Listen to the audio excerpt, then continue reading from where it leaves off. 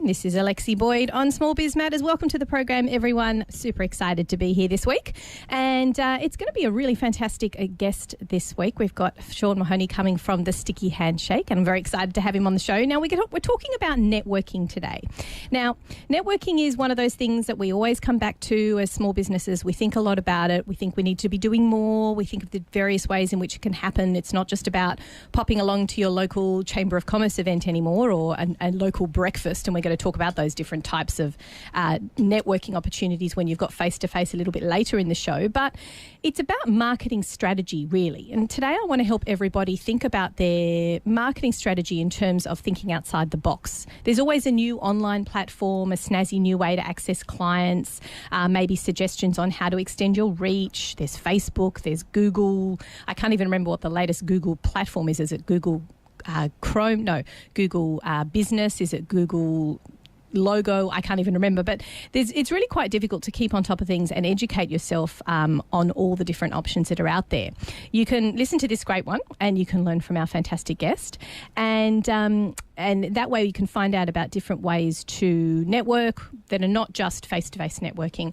So our next guest has spent potentially thousands of dollars on membership fees. And I know that there's a few of you out there as well. We were just talking about it before the break, and wasted a lot of valuable time and money on breakfasts and dinners. And the aim of this was to really just get to networking to potential clients. So what is this program about today? We're going to be talking about the Sticky Handshake. Now, first of all, fantastic name. Well done, Sean. Thank you, Alexi. And it's actually a really fantastic concept, which I'm excited to tell our listeners about today.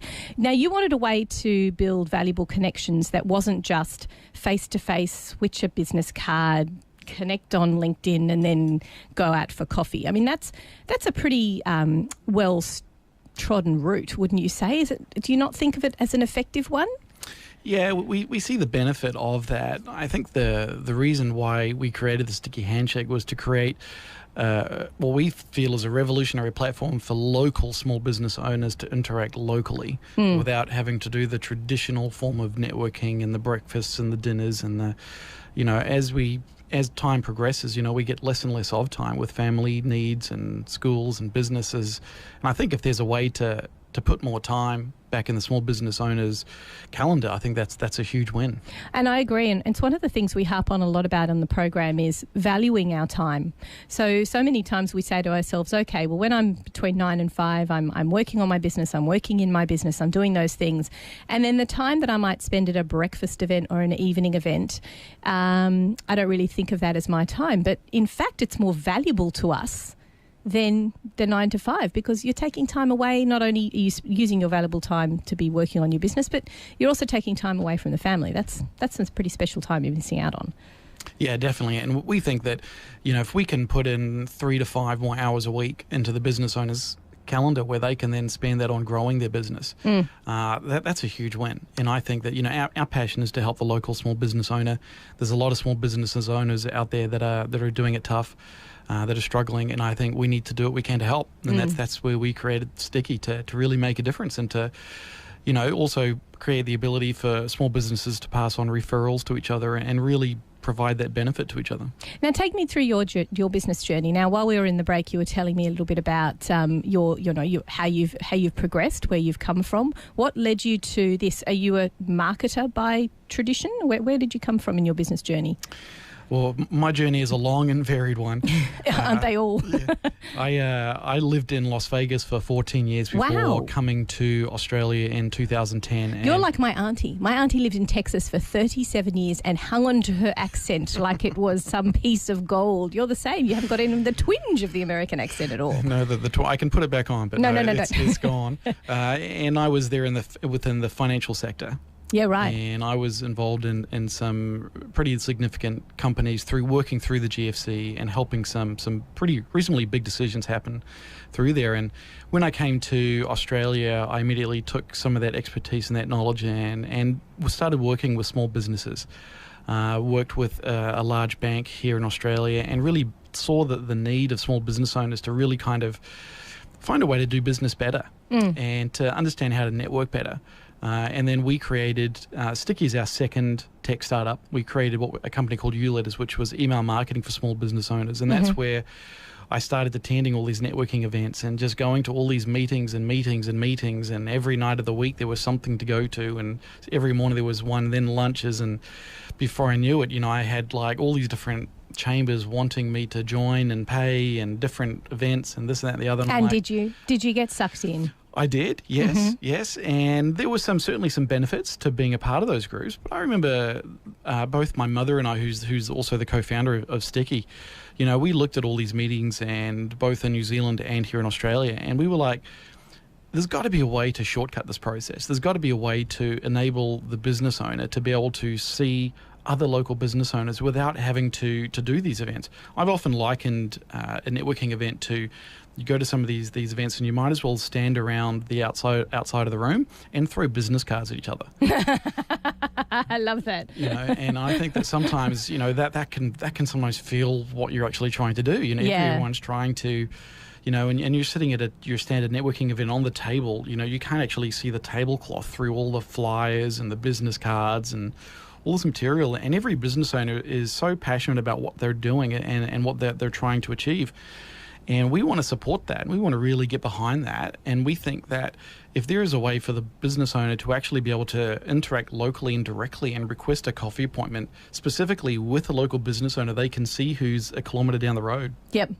Without having to go through the rigmarole of a networking event. I think that's a win. Yeah, because I think, as I was saying before, when it comes to the time factor, we need to accept that our time is very, very valuable. And also, but is it any different from sitting there and just playing whack-a-mole on LinkedIn? I mean, what is it that makes that online platform... For me, okay, I'm gonna be devil's advocate here and say the thing I like about networking events and face-to-face is you have that human organic connection. So if we take it back online, let's say tomorrow we just wipe the earth of all networking events face-to-face and we took it completely online, doesn't that just play a game of whack-a-mole? I mean, where's the connectivity there if you're not actually meeting someone face-to-face? No, we can certainly understand that, which is why we created some really, we think is pretty clever architecture behind the Sticky Handshake, where you can actually go on there and you can actually see on a map directly all the other local business owners that are around you. So you can actually request a coffee appointment directly with someone around you. So we feel that we're actually bringing the best of the online and the real world together in one. Because, I talk to people and I coach people about what to do when they go to networking events and how to find the right people that they should be talking to and then what to say. But the reality is you do all of that with the ultimate goal of actually making a coffee appointment. Yeah, that's a point. Yeah, and my thing is, what about if you could just bypass that whole process and just go straight to the coffee appointment? Yeah. With someone who you actually want to connect with rather than those coffee appointments where you sit down and you go, oh, I didn't need this one. Now I'm going to lose an hour of my life talking to someone who has absolutely nothing to do with my business because I have to, because I'm trying to meet some sort of bizarre criteria, because we all know about those networking groups that specifically tell you and dictate who you can and can't meet with, which is painful. Yeah, yes. Exactly. And I struggle with small talk at networking events. I struggle with the whole emphasis of sometimes it just feels like you're just drifting from person to person and without actually trying to communicate something of real value. Can you go to networking events anymore? Are you allowed? Yes. I think one of the things that really... Like says, our overriding passion is to really get behind local business, and I think that our vision is for like a community to see like 100 to 200 local businesses on Sticky, and they can just reach out and even pass referrals amongst each other and meet each other for coffee, and we market local events on there, so it's a real community focus. So you're a politician's dream, really, because if they have fantastic businesses such as yourself centred in around different regional areas or around an area such as Hornsby, they don't really have to bother organising anything, because it's going to happen organically through a platform like Sticky Handshake, which is kind of interesting. Sorry, that's just me getting on my soapbox. That's all right. We all know about my soapboxes, my regular listeners. So I think it's interesting that you came from a corporate background, particularly one overseas. Do you think the Americans do networking better than we do? I think one of my key pickups from living in the US is that everything is done faster. In that, what do you mean by that? in that there seems to be a much more drain on people's time, and there's a very much of a driven culture to what is the next thing. And I think that it's one of the biggest things I took up from there was the passion that people have over there to grow and to learn. And I think that in Australia and New Zealand, I think some of the best things that we have over here is our culture of really wanting to help each other. And I think if we can combine those two aspects, I think that's a major impact on society. So it's almost like the Americans are so driven by capitalism and their own success that they say, what's next? What are we going to do next? Okay, we've had a meeting. When's the next meeting? Or Yes. we've had a meeting. What are we going to go to from here? We're going to do business together. Here's a contract. Whereas we go, hey, that was a really great meeting. Exactly. Can you meet me with someone else? Can you link me into somebody else so I can have another meeting? And then we'll have another meeting. And you've got a point there, because I think that that's one of the things that we do well is we want to connect, and we have that openness, particularly in areas such as, this area here in Hornsby, which has great small business, ethos, and people want to support local. But it's where do you take it from there? How can we take the lessons from other places in the US? And what other skills would you have brought with you with that corporate world? What did you bring with you from the banking sector? I'm curious about this. What on earth could trickle down from the big banks down to small business that can help us grow and make better use of our time? Well, I think from my perspective, it was an understanding of working with small business owners every day and seeing how difficult it was and seeing how challenging it is in the local markets and, for example, regional Queensland and seeing parts around Brisbane and here in Sydney.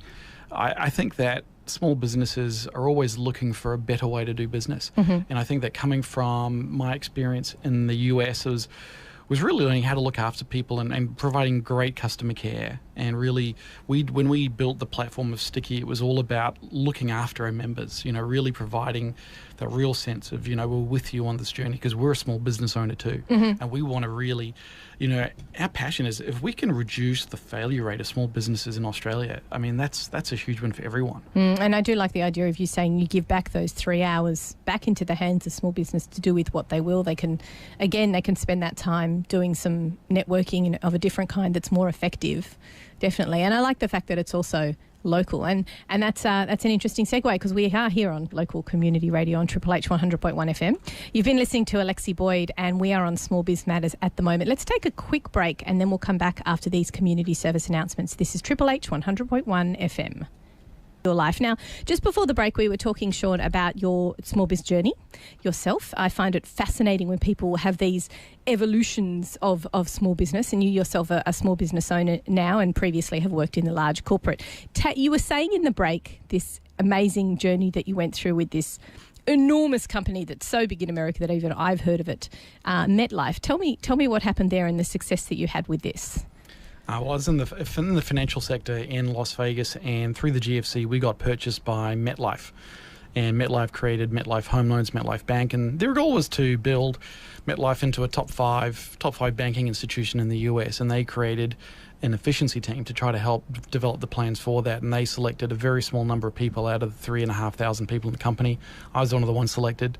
My key role in there was to work on customer service and develop a client care program. And so we worked on that for a year out of Dallas. I won't do the accent. And then in 2010, we were ranked number 2 in the US I think it was just behind Wells Fargo.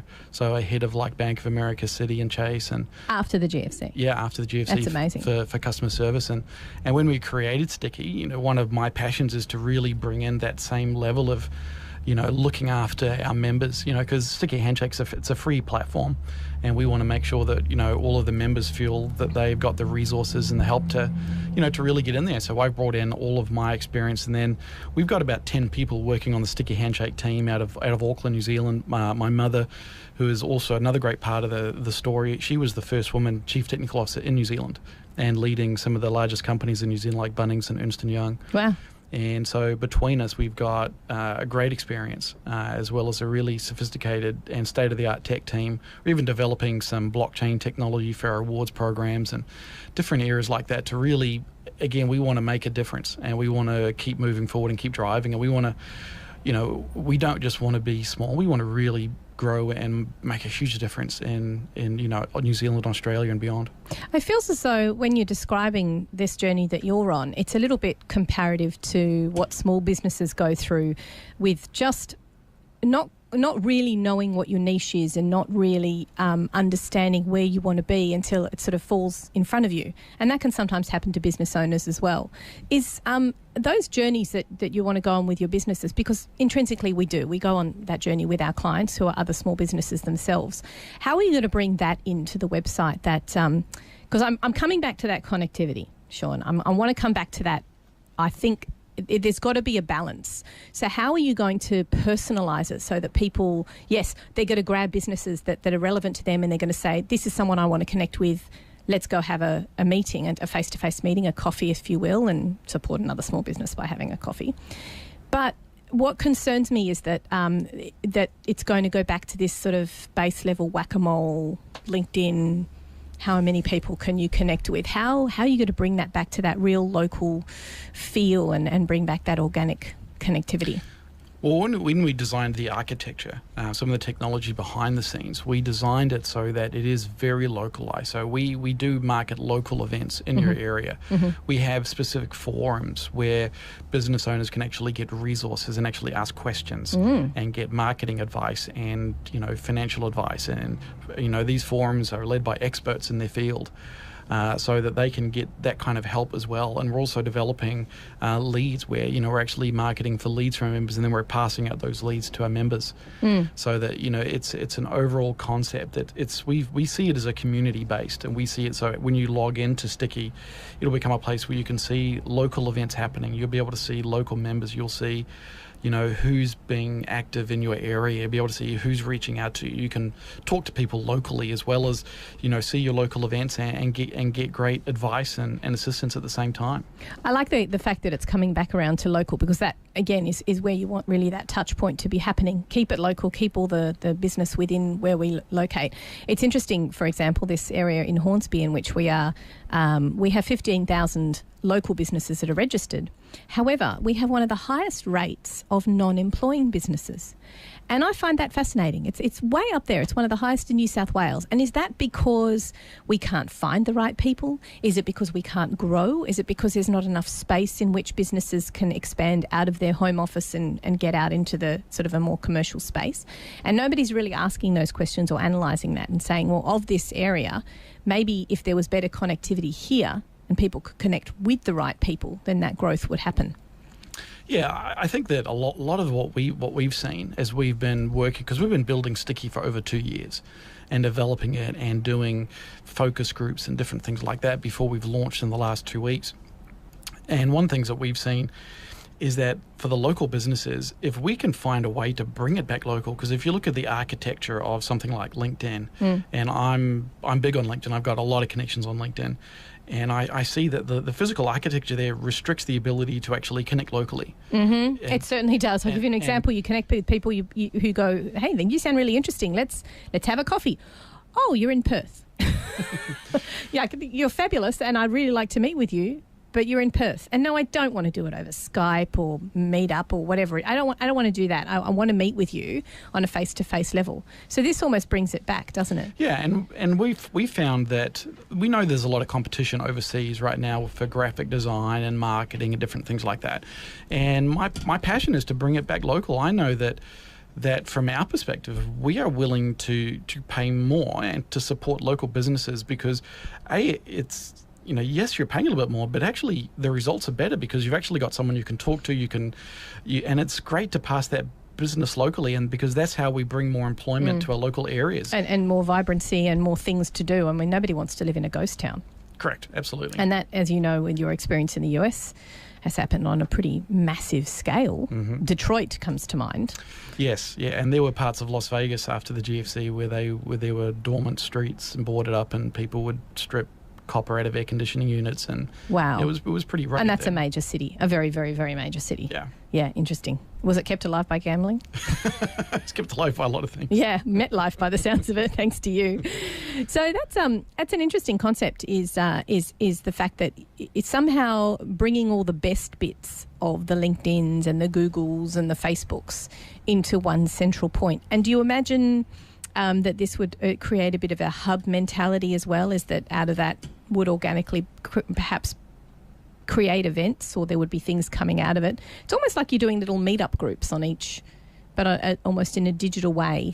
Yeah, our vision is for local communities to really start almost forming a movement locally, and then creating their own local events, and what we call sticky prime events, and those kinds of activities where they can do locally and create them locally, and where members can meet each other, and without the pressure of actually feeling like they're having to throw business cards at each other. Yeah, well, you've already had this fantastic connection with Triple H Community Radio. Do you imagine using infrastructure that already exists in those communities to tap into? Because there will be, I think, despite the fact that we don't have a centralised economic development officer here in Hornsby, there are things happening to support local business on an organic level. Do you envisage this group, sort of sticky handshake, connecting in with those strong points in each community? Absolutely.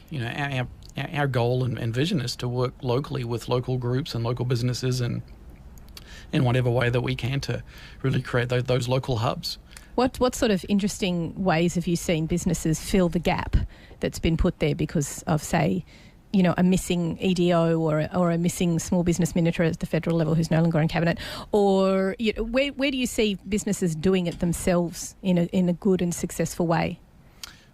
I've personally just seen businesses, particularly in regional Queensland, some of the regions that get hit by floods and areas like that.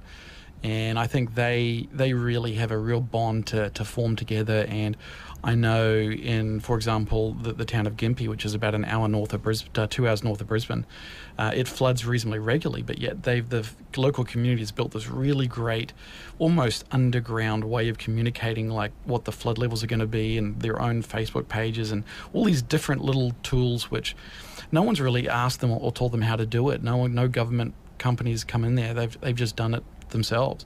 And I think, as with Sticky, our goal is to really provide the ability for local people to create their own movements and create their own push in their own area. Do you see it as I know you mentioned before there's the forum pages, which is quite interesting, and then how does that work on a practical level? Is it kind of there's a hub in each section of each community and there's one person who's going to drive it?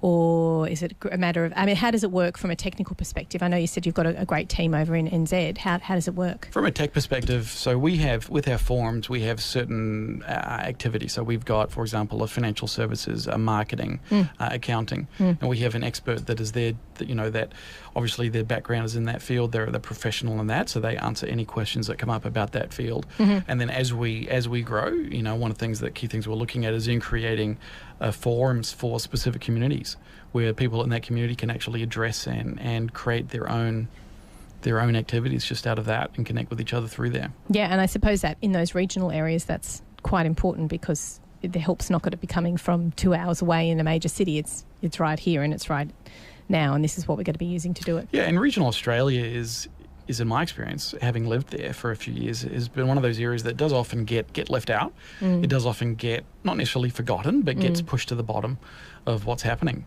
And, we created Sticky to work in the larger cities, but really in the back of my mind, I always had this real passion for, as well as in New Zealand and Australia and beyond, is to, what can we do to really help the local community, the smaller regional communities in Australia who don't have the headlines and let's provide them the technology to really make something awesome happen locally. Oh, it's fantastic. And that pretty much sums it up, just the fact that it's going to be local, it's going to be accessible. It kind of brings in, to me, the way you've described it, the best bits from all of the existing platforms that we know and we're getting a bit sick of. And, but that's the thing. Why spread yourselves out among so many different platforms when there's the opportunity to have just one? And again, the fact that it's kept local and it's encouraging businesses to take control of their own local community and how they interact. It's really great. So, look, thank you so much for coming on the program today. That's all right. It's been awesome. And, of course, today you are listening to Small Biz Matters. If you want to catch up on today's program, you can listen to the blogs and podcast page on smallbizmatters.com.au. If you yourself have something you'd like to share with your local small business community, then get in touch via the Facebook page or via the website or any which way you'd like to, and let us know what you'd like to share, and we'll book you in for an appointment with Small Biz Matters. Well, thanks very much for coming on the program again, Sean. Thank you, Alexi. And we look forward to speaking to everyone next week. This is Small Biz Matters, the half-hour program where you work on your business rather than in it.